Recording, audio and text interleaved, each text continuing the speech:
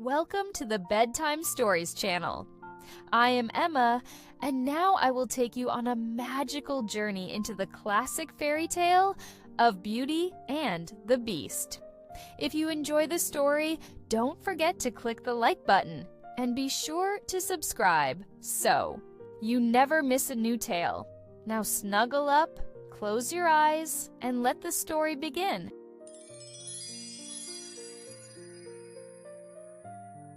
Once upon a time, in a faraway land, there lived a rich merchant who had 3 daughters. The youngest and most beautiful of them all was named Belle. She was kind-hearted, modest, and loved to read books, unlike her 2 older sisters, who were vain and selfish. They always focused on outward beauty and material things, while Belle found her joy in simple pleasures. One day, the merchant's fortune turned, and his ships, which were bringing goods from faraway lands, were lost in a terrible storm. As a result, he lost all his wealth and was forced to move with his daughters to a small cottage in the countryside. Though Belle's sisters complained about their modest new life, Belle, ever the optimistic one, accepted their circumstances with grace and kindness. She would often wander in the woods nearby, reading books and enjoying the peaceful solitude of nature. One winter's day, the merchant received news that one of his ships, which had been thought lost, had returned to port. He decided to set out on a journey to reclaim some of his lost wealth. Before leaving, he asked his daughters what they would like him to bring back for them. Belle, being humble, asked only for a single rose, as she had heard that roses were rare during the winter. Her 2 sisters, on the other hand, demanded expensive gifts, such as fine dresses and jewelry. With the gifts in hand, the merchant set out on his long journey. He traveled through forests and over mountains, but as he neared his home, a fierce snowstorm set in. His path became treacherous, and he lost his way. After hours of wandering, he finally stumbled upon a magnificent castle hidden deep in the woods. Exhausted and cold, he approached the castle, hoping to find shelter for the night. To his surprise, the castle gates opened on their own, and he stepped inside. The warmth of the hearth and the luxurious surroundings immediately made him feel at ease. A voice echoed through the halls, inviting him in. The merchant followed the sound and found himself in a grand dining room, where food was laid out on a long table, ready for him to enjoy. Though the feast was delicious, no one was in sight. After he had eaten, the merchant stayed the night in the castle. The next morning, after the storm had passed, he woke up and looked out the window. He saw the beautiful roses blooming outside. He went into the garden, and as he picked one for Belle, he heard a growl behind him. "What do you think you are doing?" Turning around, the merchant was startled to see a fearsome creature standing before him. The creature was tall and massive, with the face of a beast and eyes that glowed with fury. He had the body of a man but was covered in fur, and his sharp claws seemed ready to strike. Trembling with fear, the merchant quickly placed the rose in his hands and said, "I didn't mean any harm, I swear. I only took the rose for my daughter, Belle. She loves roses, and I promised her I would bring one back. Please understand. I didn't intend to cause any disrespect." The beast's growl intensified, his eyes narrowing in anger. "You think you can simply take what belongs to me without consequences?" he roared. "Taking the rose has sealed your fate. You will either die for this crime, or you will remain my prisoner in this castle forever." The merchant fell to his knees, his voice desperate as he pleaded, "Please, I beg you. I am a poor man with nothing to offer. I only took the rose because it was a gift for my daughter. I have nothing else to give her." His eyes filled with sorrow. I never intended to upset you. I only wanted to see her happy." The beast stood silent for a moment, staring at the merchant, his rage slowly fading as he considered his words. Finally, he spoke in a low, gruff voice. "I see the sincerity in your eyes, old man, but your crime cannot go unpunished. However, I will offer you a choice." He paused, his gaze heavy. "You may leave the castle, but you must send one of your daughters to take your place. Only then will your life be spared." The merchant was horrified. "No, I cannot do that. I cannot ask my daughter to pay for my mistake."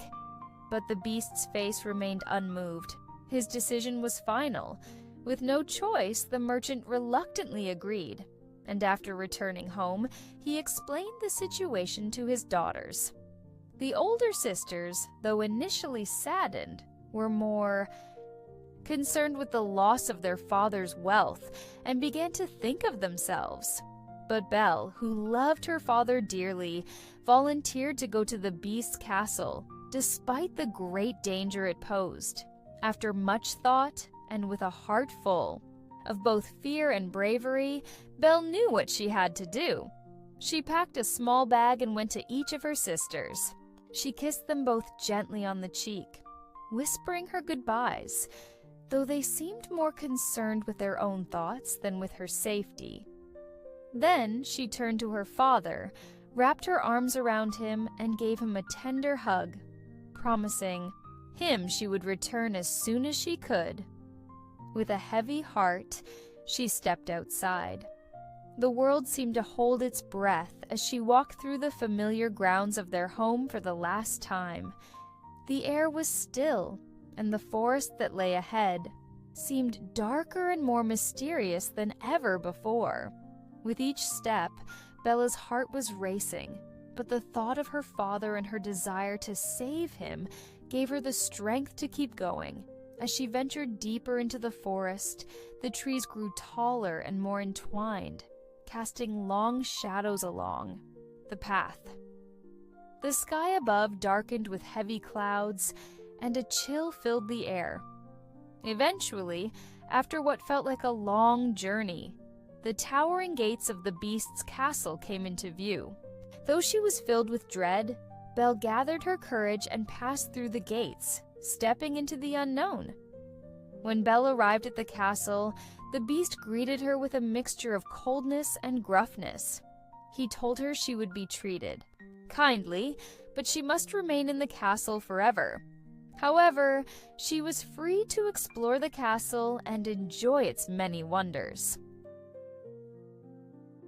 She wandered into a grand dining room where an enormous chandelier hung from the ceiling, shimmering in the light. But what caught her attention most were the many enchanted objects around the castle. A tall grandfather clock stood in the corner, its carved face wise and kind, with deep, soulful eyes. Near the fireplace, a candelabra flickered with soft light, the arms swaying slightly as if alive. She could have sworn she saw a playful wink from one of the candlesticks, which brought a smile to her face. Belle moved through the rooms, taking in the strange yet enchanting sights. A teapot with a gentle face painted on it stood proudly on a table, surrounded by fine china. Nearby, a small set of cups and saucers had delicate faces of their own, as if they were all quietly watching her, waiting for her to make the next move. Belle marveled at the lively energy of the items and felt a growing sense of wonder. Though Belle was initially frightened by the beast's look, she soon realized that he was not as frightening as he seemed. He treated her with respect and gave her everything she needed. As the days passed, Belle began to see the beast in a different light. Though his appearance was terrifying, he was kind and gentle. He would often ask her to join him for dinner, though he never insisted on anything. Belle's fear began to subside, and she found herself enjoying the time she spent with him. The beast, noticing her fascination, approached and spoke gently. I see you enjoy reading, Belle. I have something I would like to show you." With a small nod, he opened a large wooden door and Belle followed him inside. There, in front of her, was an enormous library. Shelves stretched all the way to the ceiling, filled with countless books on every subject imaginable. Belle's eyes widened in awe as she stepped further into the room, running her fingers over the spines of books. The scent of old paper and leather filled the air, and Belle could hardly believe her luck. "This library is for you," the beast said, his voice softening. "You are welcome to read any book you wish, whenever you wish." Belle could hardly believe her ears. "Thank you," she whispered, her voice filled with gratitude. As she continued to explore the library, the beast added, "There is one room, however, that I must ask you never to enter." Belle turned to him, curious. "One room?" The beast's expression grew serious. "Yes, the rest of the castle is yours to explore, but that room is forbidden. Do not enter it, no matter what." Belle nodded, though her curiosity began to grow. She couldn't help but wonder what was hidden behind the door to the forbidden room. The days passed, and Belle spent many hours in the library, lost in the world of books. But the mystery of the forbidden room stayed with her. One day, when the beast wasn't near, her curiosity got the better of her. She found the door to the unallowed room, just as the beast had warned her about. It was locked, but Belle, filled with determination, managed to open it. Inside, she saw a single rose under a glass dome, glowing softly in the dim light. The petals were delicate, and one by one they seemed to fall. Belle stepped forward, mesmerized by the beauty of the rose. As she reached out to touch it, she noticed the petals trembling. Just as her fingers brushed the glass, one of the petals fell with a soft thud. At that moment, she heard footsteps approaching quickly. The beast burst into the room, his face filled with rage. "What have you done?" he growled, his voice trembling with anger. "You were not supposed to touch it." Belle stepped back, her heart racing. "I'm sorry," she stammered. "I didn't mean to." The beast turned away, his large form shadowing the room, and left in a huff. Belle stood there, feeling a heavy weight on her chest as the last petal of the rose fell to the ground. Time passed, and despite her growing fondness for the beast, Belle often felt lonely in the grand, empty castle. One evening, the beast saw her sorrow and offered her a gift, a magical mirror that would allow her to see anything she wished, even those she left behind. Belle used the mirror to check on her father, and she saw that he was ill and in great distress. Belle's heart ached, and she begged the beast to let her return home to care for her father. The beast, though deeply sad to see her go, allowed her to leave on one condition, that she would return within 7 days. If she did not return, he would die of a broken heart. Belle promised to return and left the castle to care for her father. While she was home, her father's health improved, and she spent her days nursing him back to health. But as the 7th day approached, Belle's sisters were saddened that she had to return to the beast. They didn't want her to leave and secretly hoped she would stay with them forever. They tampered with the clock, setting it back by several hours, hoping that Belle would miss her return and be unable to fulfill her promise, keeping her with them for good. Yet, as midnight neared, Belle felt an unshakable sense of dread. Something was wrong. She could feel it deep in her heart. Overcome with worry, she realized she could not stay any longer. She rushed to the magic mirror and, to her horror, saw the beast lying motionless in the garden, his body covered in snow. Terrified, she wasted no more time. She raced back to the castle, praying she would not be too late. When she arrived, she found the beast in the same spot, barely alive. She ran to him and, with tears in her eyes, confessed her love for him. "I love you," she whispered. "I have always loved you, even when I was afraid." As soon as she spoke those words, the spell that had turned the beast into a monster was broken. There was a blinding flash of light, and before Belle's eyes, the terrifying creature before her began to change. His fur faded, his claws retracted, and his face softened into that of a handsome prince. Belle gasped in disbelief, staring at him in wonder. As the spell broke, not only did the beast transform back into the handsome prince, but the entire castle seemed to come alive with magic. The enchantment that had held the castle and its inhabitants in its grasp for so long was finally lifted. All around the castle, the objects that had once been people began to shift and change. The elegant candelabras that had served as the prince's former staff slowly began to take human form again. The butler, once a tall candle holder, now stood before Belle and the prince, his eyes gleaming with gratitude as he bowed deeply. The clock, who had been a grumpy timepiece, transformed back into a kindly, elderly man, his face wrinkled with age but full of joy. The tea set, which had once spoken in delicate, polite voices, now became a woman with a kind smile, wearing a soft apron. Each of them stood in the grand hall, now free from their magical restraints, looking both bewildered and overjoyed. It was as though they had all woken from a long, deep sleep, and they were filled with a profound sense of relief and happiness. The prince, now standing beside Belle, turned to them all with a broad smile. "You are all free," he said, his voice filled with emotion. "Thank you for your patience, your loyalty, and your love. We will start anew, together." The once enchanted servants, now fully human again, rejoiced and embraced one another. The castle itself seemed to rejoice with them, its walls glowing with warmth and life.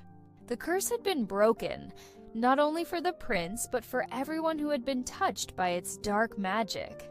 The beast, now a prince, looked at her with a gentle smile, and for the first time, his eyes were filled with warmth instead of sorrow. The prince took a deep breath and began to speak. "I was cursed by an evil sorceress," he said. His voice was rich and full of emotion. "For my arrogance, my cruelty, I was transformed into this monster. The curse could only be broken when someone saw past my appearance, someone who could love me despite my monstrous form. You, Belle, you loved me for who I am, not for what I looked like. Your love has set me free." Belle's heart swelled with joy, and a wave of relief washed over her. She realized that everything she had done, every moment of kindness she had shown the beast, had led to this magical moment. It wasn't just the curse that had been lifted. It was the love they had shared, even in the darkest of times. The prince took her hand, and they stood together in the enchanted garden, surrounded by the beauty of nature that had returned to life with the breaking of the curse. The once dark and dreary castle now shone with golden light, and the flowers seemed to bloom brighter than ever before. In time, they were married in a grand ceremony, a celebration that echoed throughout the kingdom. The castle was filled with joy and music as the prince and Belle exchanged vows, their hearts intertwined forever. The people rejoiced, for the Ajars, once feared beast, had been transformed not just by magic, but by love. a love that transcended all boundaries. Belle and the prince ruled the kingdom with kindness and wisdom, and their days were filled with laughter, happiness, and compassion. They knew that true beauty was not something that could be seen with the eyes, but something that lived in the heart. They never again worried about outward appearances, for they understood that love, kindness, and inner beauty were the truest treasures of all, and so they lived happily ever after in the magnificent castle, surrounded by love and joy, knowing that their bond could never be broken.